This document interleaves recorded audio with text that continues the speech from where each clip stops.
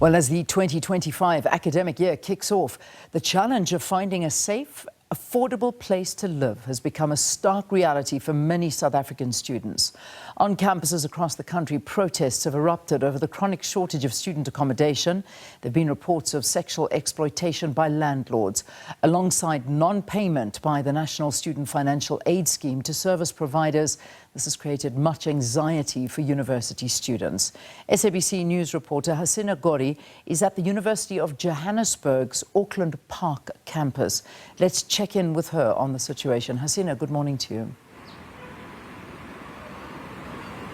Good morning, Leanne. The last time we were here at the University of Johannesburg, at this Auckland Park campus right here, students were vying for a place in the lecture hall. With that hurdle over, they're now fighting for a place to sleep.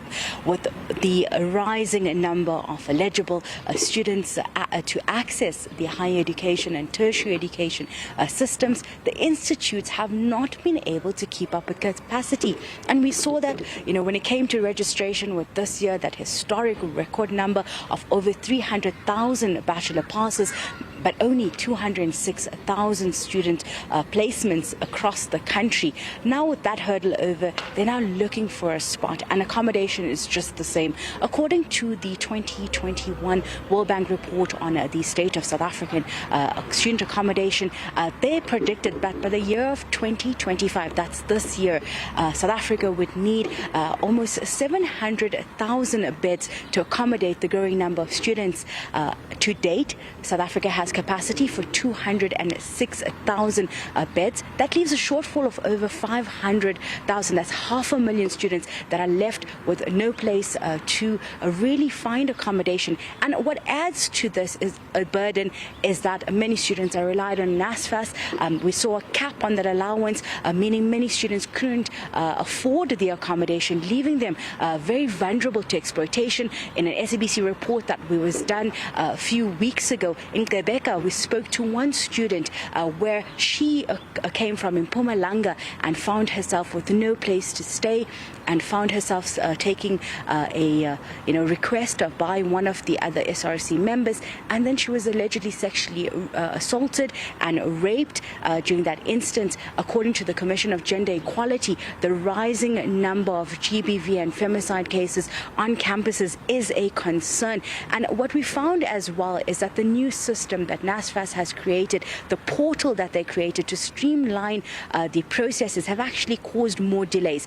Before 2023, the universities and the academic institutions dealt with the accommodation issues. Now there's a portal that has to be used, and there's been a 44 million rand,